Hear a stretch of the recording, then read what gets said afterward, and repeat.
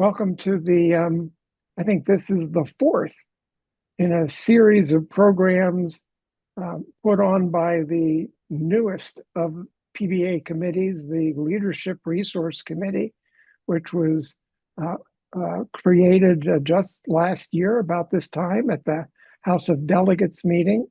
The Leadership Resource Committee was the brainchild of past President Nancy Conrad, and you can visit the website of the Leadership Resource Committee.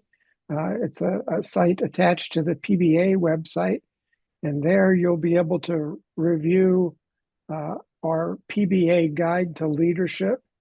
You'll be able to review the identities of the members of the Leadership Resource Committee, chaired by past President Mike McDonald, and including Lisa Benzie, Dan McHenrick, Judge Cheryl Austin, Stephanie Lattimore, Hillary Mooney, Adrian Peters Sipes, and myself, Jay Silberblatt. The Leadership Resource Committee will always be manned by at least two past PBA presidents. The immediate past president is always designated as the chair of the Leadership Resource Committee. That's Mike McDonald, and I think Mike is on this program today, on the call today. The immediate past president, that's me, will always be a member of the Leadership Resource Committee, and then the current president appoints the various other members for 2 or 3 year terms.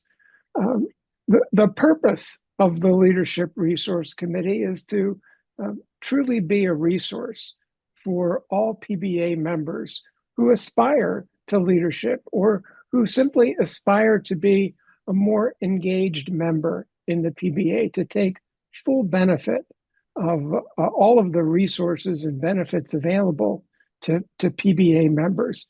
So anyone that is ever thinking about or considering becoming a leader within the PBA can use the resources available, use the members of the Leadership Resource Committee as resources to help you in your path to PBA engagement and PBA leadership. These programs that we have done over the past several months are designed to showcase diverse leadership journeys of various members of the PBA and provide some practical guidance and networking opportunities for members so that they always know, all of our members always know, they can reach out to a member of the Leadership Resource Committee to chat about PBA member benefits, to chat about PBA engagement, and to chat about opportunities within the PBA to become a leader. And there are a myriad of opportunities.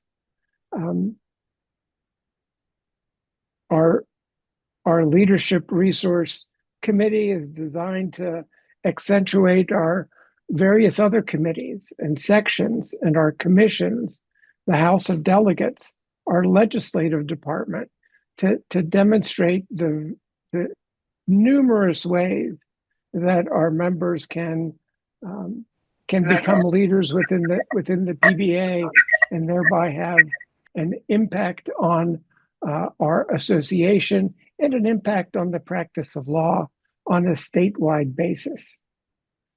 We're really fortunate to have with us today 3 very important PBA members, 3 very important PBA leaders. First, with us, Andrea Toumine.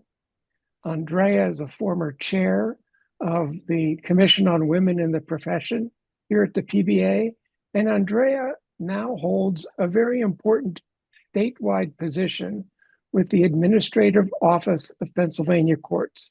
Andrea is the court administrator for Pennsylvania. So every day, Andrea makes decisions and affects the practice of law in Pennsylvania.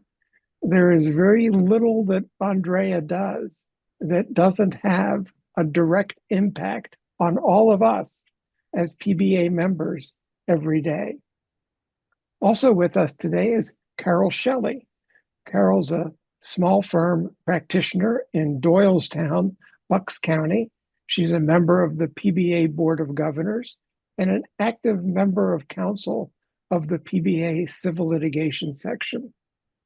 And also with us today is Marshal Granor. Marshall practices law in Montgomery County for many, many, many years.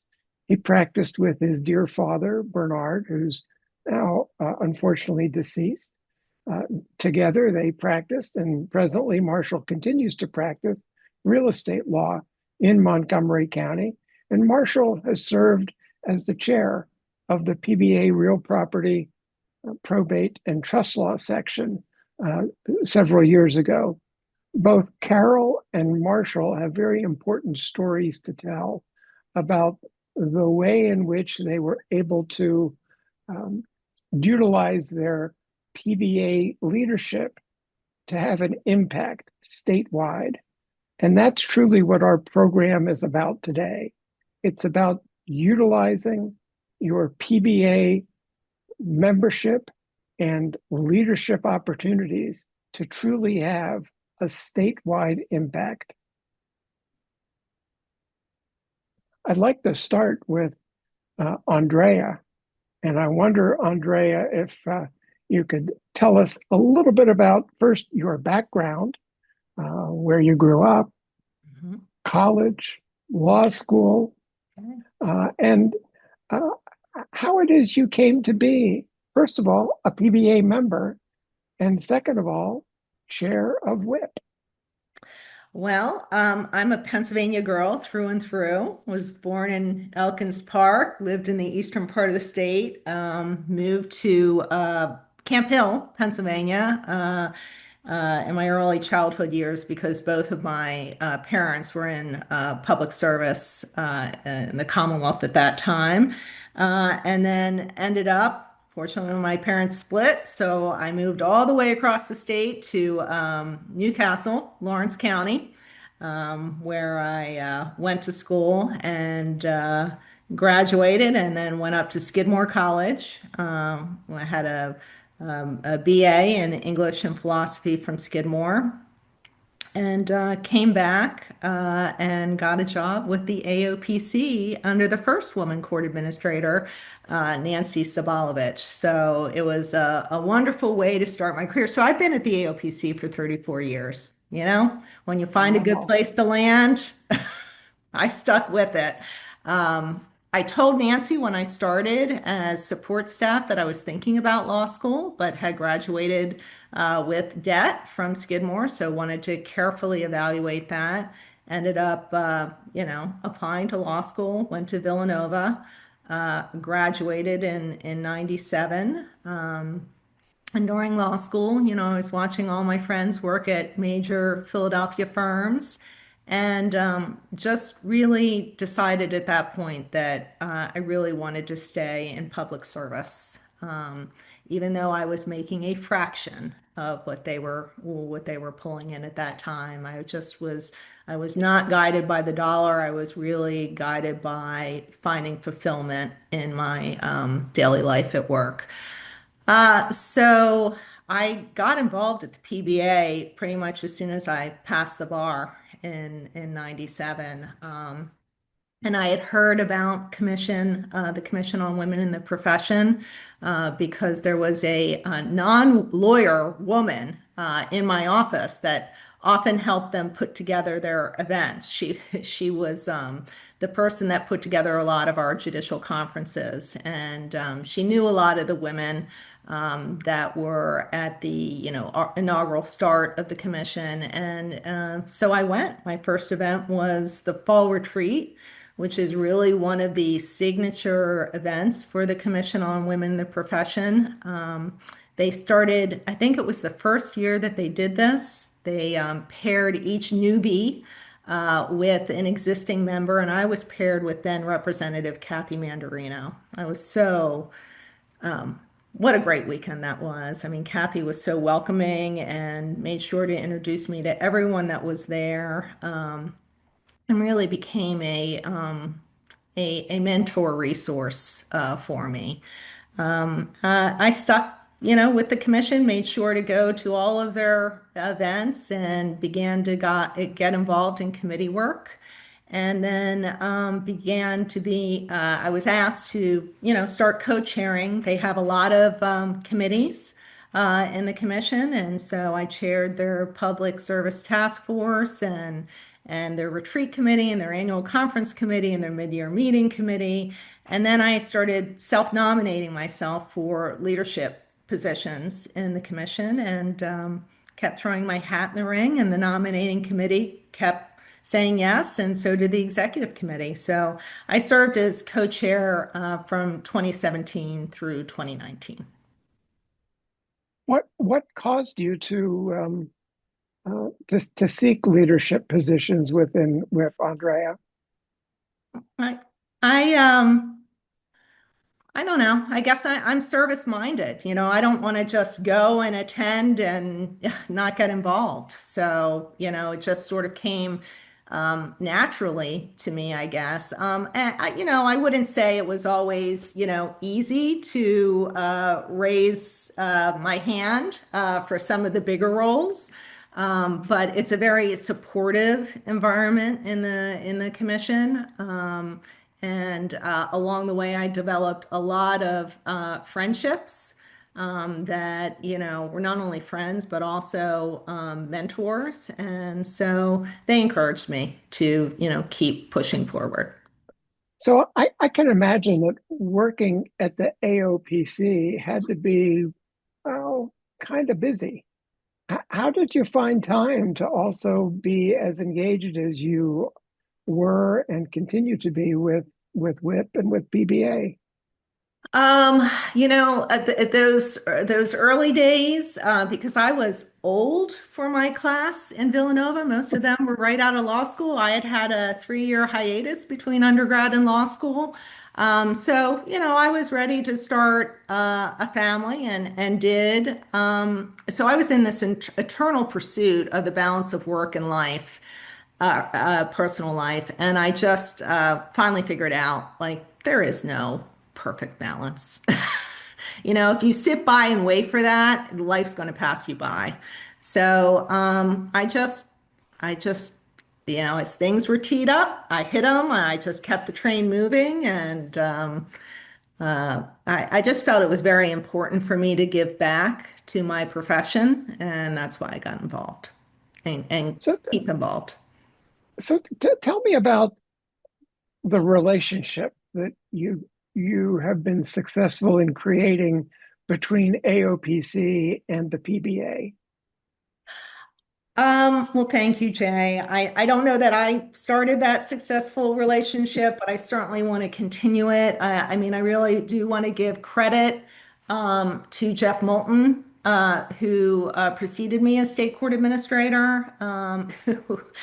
Jeff and I joke around because, he says, well, I came in and within, 3 or 4 months I had COVID. And I said, yeah, but when I came in, I had a major cyber attack and, still had to go to all the conferences that you never had to go to. So, so I think Jeff, through COVID, really established a strong relationship with the PBA.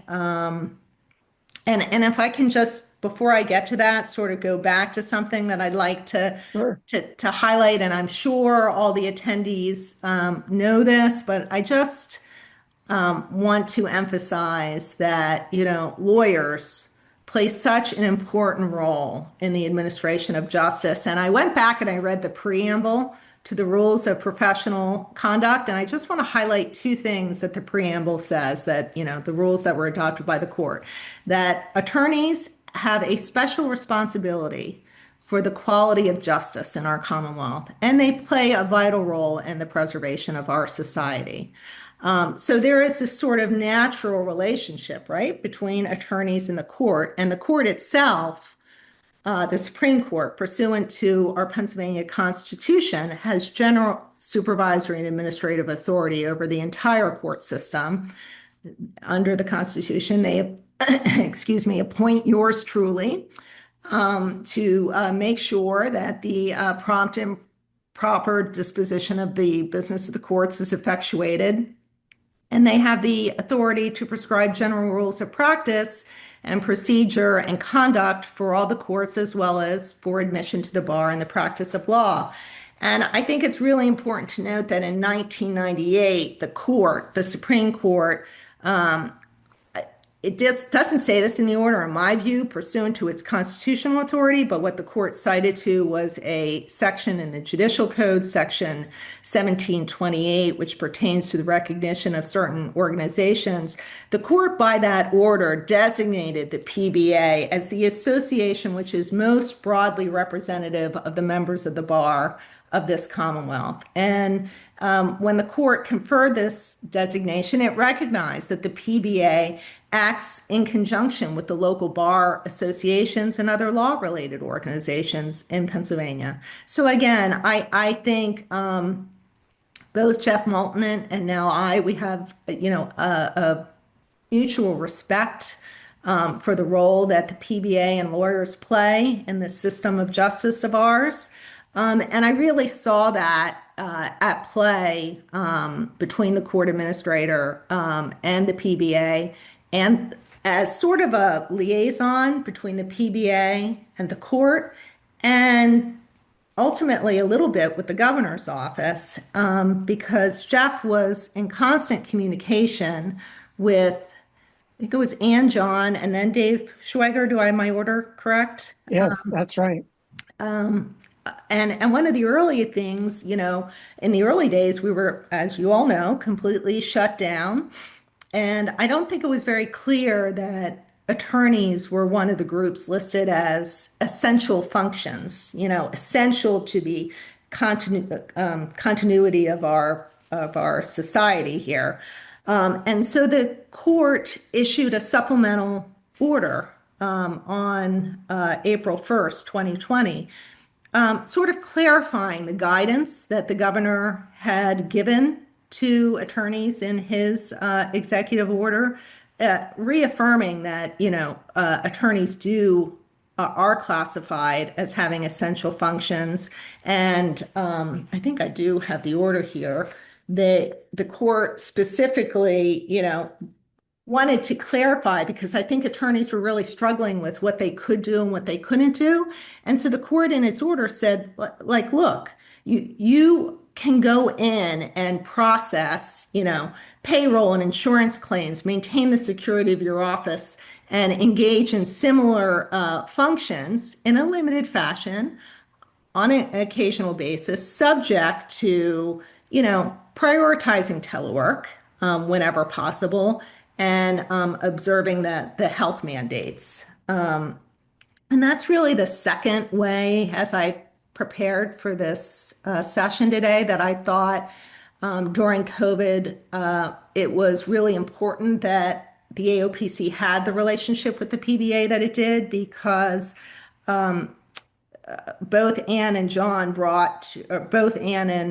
David brought to our attention that the Department of Health's requirements in terms of masking and social distancing were not fully being implemented by some of our courts across the Commonwealth. And so AOPC was able to engage with the judges, and in particularly with the president judges on behalf of the court, emphasizing that those measures were critical and necessary.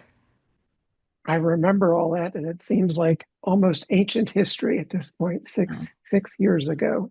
I know. Very hard to believe. One last question for you, Andrea, and I appreciate everything that you've told us today. What piece of advice might you give to attorneys, members of the PBA who want a broader impact beyond their individual practices? I think get involved. Get involved with the PBA. Hopefully, if not, get involved with your local bar association. Get involved with pro bono service. Do something beyond your area of practice to give back to your profession and your communities. I think it really, my experience with the PBA, both just as a general member as well as in leadership capacities, it's really benefited me personally and professionally in ways that are, quite frankly, immeasurable. Thank you so much, Andrea. I know you're going to stick around because I suspect there may be some questions. As I said earlier, you can put some questions in the chat now.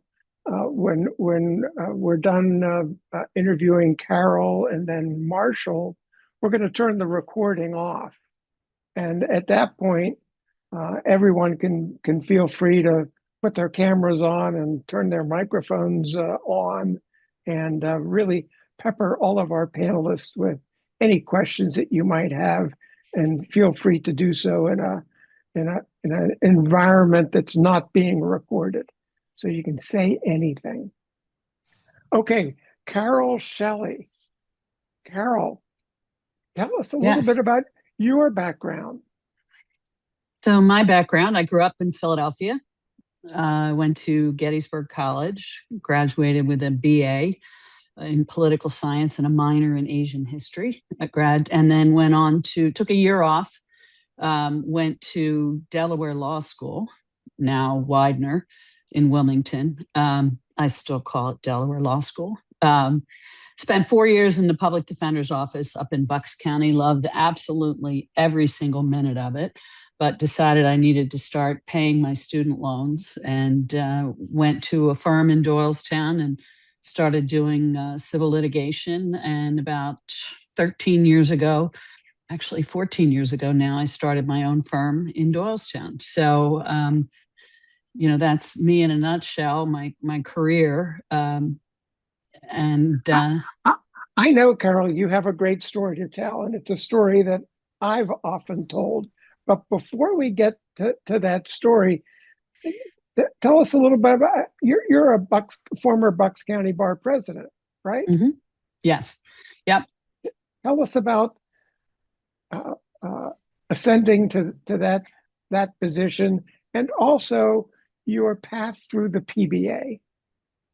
So, whenever I talk to young lawyers and I or people thinking about law school, I think it's important that we senior lawyers, spend time with neighbors whose kids are thinking of going to law school or are in law school. And one thing I have said to them over the years, I'm coming up on 40 years a lawyer. I always say, it's important that you see and be seen. When I started in private practice, my former firm was fabulous in terms of you're going to the bench bar, you're getting involved with the Bar Association. And I found that it was true with the PBA as well. Volunteer to be on committees, work with the committees, then you become a chair of a committee. And my first foray into, I've been a member of the House of Delegates. I wrote some notes for 26 years. And I remember, and Andrea, you'll probably be appalled by this, as I am looking back on it. I was called and said, hey, so-and-so is leaving the House of Delegates because they became a judge. And so we'd like you to be the woman member of the House of Delegates from Bucks County. For years, there had been one woman member of the House of Delegates from the Bucks County contingent. And so, I was fortunate that I was asked to do that. We since then have many, many women over the years who've been members of the House of Delegates. But, with respect to the PBA, again, just lean in, step up, volunteer sign up to be on committees. There were a couple times where I'd go to the House of Delegates meeting and the incoming president would say, hey, this is my initiative this year. And, they'd either be establishing a task force or a commission or something to look at an issue that was of importance to the incoming president. And, Bucks County is a little county, and I wasn't really well known. And I would reach out to the incoming president. I'd go online, I'd get their email address, and I'd email them and say, hey, listen, I know you've already established your commission or task force, but would you consider adding me?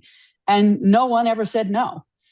So as a result, I was on the Legislative Relations Task Force, the Lawyer Advertising Task Force, co-chair of the Constitution Review Commission, and on the COVID-19 Task Force. And those resulted from me saying, hey, I know you didn't think about me when you initially, but would you add me? And they always did. And they were incredible experiences. Being on those task forces, looking at important issues that were important to the incoming president and important to the practice of law. So volunteer, put your name out there. So that's kind of my journey with the PBA. Carol, as I said earlier, unfortunately, my dog is barking because the window washer just showed up. So I have to apologize to everyone. But you have this great story about effectuating a change in the law, statewide law, as a result of some of your efforts with the civil litigation section. Can you tell that story? Sure. So I had two cases involving wrongful death, where one was a drunk driver killed a 26-year-old going the wrong way on Route 309 at like 75, 80 miles an hour. The other was a woman who was killed because somebody ran through a railroad crossing. And as I investigated both of those cases simultaneously, I subpoenaed the police investigative reports and was told by the solicitor for the police departments, hey, you're not entitled to this stuff. I was like, what are you talking about? And, I thought they were crazy. I thought they were wrong. They had photographs. They had measurements that were taken at the scene, evidence that was not available to me, having been retained 6 months, a year after these deaths occurred. But sure enough, under the Criminal History Record Information Act, used to be that any criminal investigative material, as it was defined by the statute, could not be disseminated by law enforcement. Could not be. And the genesis of that was in the 70s and 80s, and they were worried about, criminal investigative materials being released for wrong reasons and privacy reasons and significant privacy concerns. But I thought this was so wrong. And so I reached out to Fred Cabal, who was the lobbyist for the PBA. And he said, look, you got to get the PBA on board with respect to changing this. I should say that the PBA was certainly a critical factor in convincing the legislature to change this statute, but so was AAJ, the PAAJ, the trial lawyers. We had a local district attorney, Matt Weintraub. I met with him, and he was very, very instrumental in getting the DA's Association on board. But with respect to the PBA, Fred Cabal said, hey, write a resolution and go to civil lit. And I just, thought this was so wrong that victims of crimes could not get access to critical evidence that was part of in the investigative materials. So I wrote a resolution for civil litigation, took it to Kathleen Wilkinson, who was chair of civil litigation at the time. We voted on it, and Civil Lit adopted it, and it went to the Board of Governors, and it went to the House of Delegates, and passed overwhelmingly. And then, getting it through the legislative process, oh my word, I think it took 4 years from when the House of Delegates on behalf of the PBA adopted it. And I don't remember when I met with Matt Weintraub, but I remember going to him and saying, look, this young lady was drunk and victimized this family. Their 26-year-old was killed. Now they're, in my view, being victimized again. They're protecting the privacy rights of the drunk driver over the victim's rights in this wrongful death case. And he was on board. He got the DA's Association on board. And then, all those joint factors ended up in effectuating changes to the statute, not as wide-ranging changes as I would have liked. There are exceptions, and some local district attorneys have interpreted the statute very narrowly, the changes to the statute very narrowly. But many cases where you have that they investigated a crime and there is a related civil action. Once the criminal case is over, you can now, as a civil litigator, get the investigative materials from the local law enforcement officers. So, just it was very, for me personally, bringing it through the process with the PBA, getting a resolution, getting civil lit to sign on to it, getting the Board of Governors to sign on to it, and ultimately a vote in the House of Delegates is really, how PBA got on board with making changes to this legislation in a way that I think is very important in protecting the rights of victims of crime. Carol, do you think that that kind of change in the law could have been effectuated with just you acting on your own? Or did the relationship with PBA and the legislative department at PBA, were those instrumental? I could never have done it on my own. In fact, I had tried before. I had relationships, professional relationships with many of the Bucks County legislative delegation, both Democrat and Republican, spoke to many of them about this issue multiple times. And they were like, wow, that's really terrible. But it really went nowhere. And I certainly would not have been able to do it on my own. PBA was very important in terms of me being able to go back to our local district attorney, who then went to the DA's Association and said, hey, and I had in my resolution proposed changes that I thought would work. And so without the PBA setting me on that road and having the backing of the PBA through the House of Delegates, I don't think, I certainly wouldn't not have been able to make it happen. I don't think it was on anybody's radar, to be honest with you. It was on the trial lawyers' radar, and they had been trying for a while to get that done as well. And the trial lawyers were very, very, very instrumental in getting this done in conjunction with the DA's Association and the PBA. So from my perspective, I just was instrumental in getting it through the PBA. But there were a ton of other people who were responsible for the legislation actually being passed. So I don't want anybody to think I'm claiming credit for that, because I'm certainly not. Right, but it really accentuates this intangible PBA member benefit, our legislative department.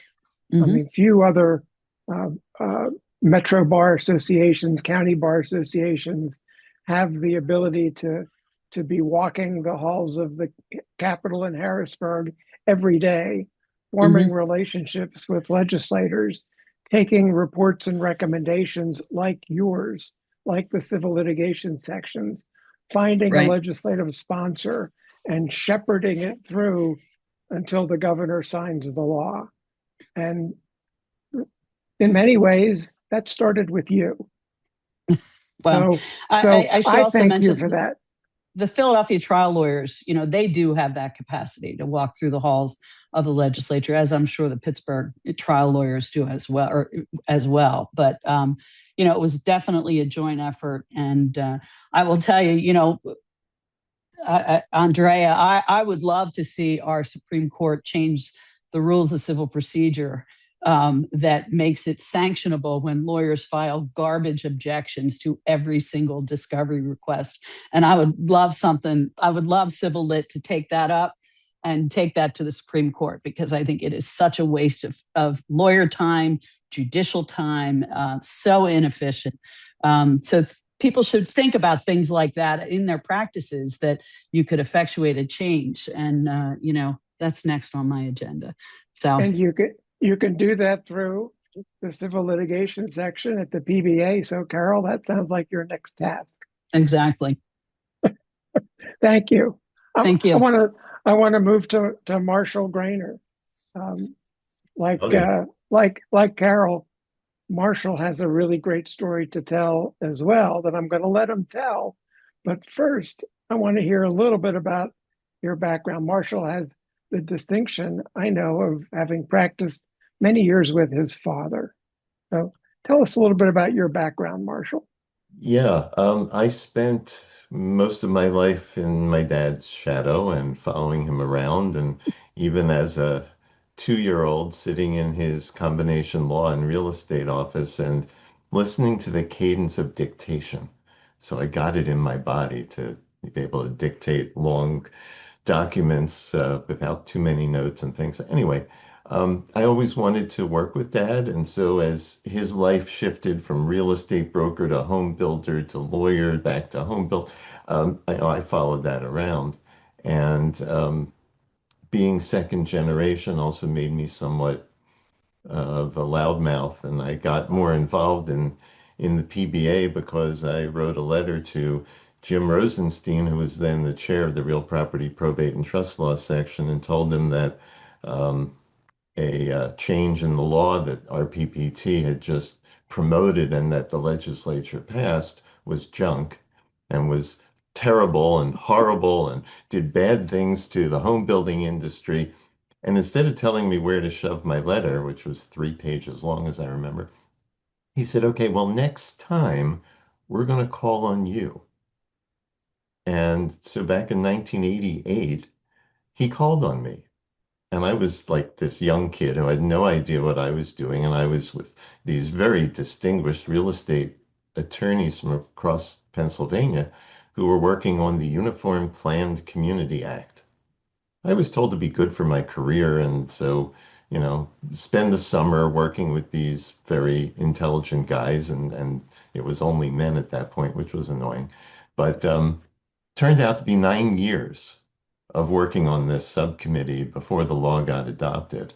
And in that period of time, I learned about the power of the Bar Association to get things done. But then I went my own way and kind of wasn't involved with PBA for a long time. Then, And then you came back. well, so I was encouraged, sometimes life, if you let it, blows you in interesting directions. Because of the UPCA legislation, I was forced by PBI, Pennsylvania Bar Institute, to teach with the other people who worked on the bill, the primary sponsors, primary authors. We had to go across the state and teach this thing, which petrified me. I did not want to get up in front of other attorneys and speak. I mean, that was just not anything I ever wanted to do. But I did that, and I became known as one of those people that will talk about these subjects. And past chair of the RPPT section heard me speaking at the Real Estate Institute in Philadelphia, suggested that I join counsel for the RPPT, and I said, nah. But then they bothered me again, and so I said yes. But I explained that I didn't want to have any leadership position. That was never going to happen. That was not me. I'm just a follower.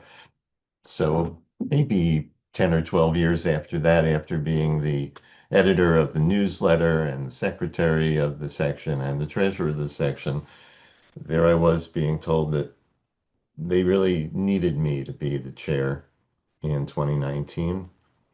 And that's how it happened. Just you say yes sometimes when life allows you to. And someone kept pushing, kept Yeah, asking, giving absolutely. I you, mean, I I I was asked multiple times to do things, and my answer usually was, no, I don't think I have the time. I'm not sure I want to do that. Then I thought about it some more and said, well, it sounds interesting. It gives me something else other than just my regular work, and maybe it'll be a good thing. So yeah, I started saying yes instead of no. and would you assess this as a good engagement? Um, it's enhanced my life in ways that are hard to explain. I have friends and colleagues across the Commonwealth of Pennsylvania, people I never would have known, people very different from me, people very similar to me. You, Jay, I met because you were the president. Um, and you learn that these people that you hold to these, in high regard are normal people like you, and you can talk to them, you can pick up the phone, you can send an email. I mean, I can pick up the phone and speak to a judge, not in their judicial position, but perhaps it's somebody that I met in a class that I taught. It really makes it so much um, so much easier in your day-to-day life. People will call me because they think I have some expertise in condos and HOA law, and then I can call them if there's an issue with easements or something else that comes up. It's incredible how easy it is to talk to these people. They're us, we are them. So your engagement, Marshall, led you on a path like Carol that brought about a statewide change in the law. And Yeah. I'm wondering, can you tell us that story, and how it came to your attention, and what you as a PBA leader were able to accomplish? So I've been trying to figure out where the idea exactly came from. This was at the time of George Floyd. This was at the time of an awakening among the realtors nationally that they'd been doing a lot of really bad things to perpetuate redlining and other discrimination in housing, even though in the 20 teens you're not supposed to be doing that anymore. And I read an article in the National Probate and Property magazine about the fact that deed restrictions against people living in a particular location based on their religion or their race or ethnic background, while we were taught in law school that this disappeared with Shelley versus Kramer, which I think was in 1946 or 48, that in fact the Supreme Court never said that these kinds of restrictive covenants are illegal. They said they're unenforceable by the courts. So this language still exists in all the deed records across the country. It exists in Pennsylvania. And sometimes when people see in the deed or a restrictive covenant that they are not wanted, where they are planning to move their family and raise their kids and go to school and become involved in the community, that's a very hurtful thing. And these restrictive covenants are still out there. And a number of other states had decided to attack them. And I thought that maybe we should do that here in Pennsylvania as well and make them once and for all be null, void, and gone. Although we also wanted to keep them in the public record so that the history was still there. Um, as my year of our PPT chair was over and we were in the midst of COVID, I spoke to our incoming chair and asked, is this something you think would be useful for the section to work on? The answer was yes, you are in charge of the committee. Of course. So I got together a phenomenal group of smart people, and we sat and talked about this in multiple internet meetings and came up with a draft of an idea, which we worked on with the section. And then when the section passed it, it goes around for comments from other sections and committees. Then it goes to the leadership of the Pennsylvania Bar um, to be voted upon. And if they choose to adopt the report and recommendation that we submitted, then it becomes the legislative department's work to find us a sponsor and see if we can get it passed. And it happened in a period of, I guess, from conception to passage, 3 years. Mhm. It was an incredible learning experience for me. I've had the opportunity to teach a continuing education class to many different organizations. I've now taught it over 20 times. And to see something that you conceived and worked on with your friends and colleagues become law, and to stand there with the governor and with Anna King from our legislative department and others, it's a very special thing. And do you think that very special thing could have been accomplished on your own from your law office in No, Montgomery County? I'm just me. I'm me and a paralegal and a bookkeeper. So no, there's no way that I would have known how to do this or who to go to, or when there was opposition to the bill. Um, because some legislators thought perhaps this was a backdoor way to change the Pennsylvania human relations law. It was the legislative department and the prime sponsor, Representative Justin Fleming, who were able to calm the waters, explain what was going on, bring me into meetings where they thought that I could be helpful. But I don't have the training or the knowledge or the time to do that. Mhm. Yeah, it's a great story. So thank you for sharing it with us all, and thank you for being a PBA member and a friend. You told a great story about how you've met lawyers from across the state who you can pick up the phone and call for tips or advice or just the kibitz, and that's because of your PBA engagement. And let It me throw in reminds one more thing. The Sure. listservs. Being a Yeah. member of both the solo and small firm section and the real property and probate section, which has two listservs, one for death, one for dirt, the amount of information that we share on those listservs and the instant answers you get for tough questions, that to me makes every penny that I spend on dues worthwhile. Yeah. Thank you, Marshall. And thank you, Carol. And thank you, Andrea. It's been a great conversation.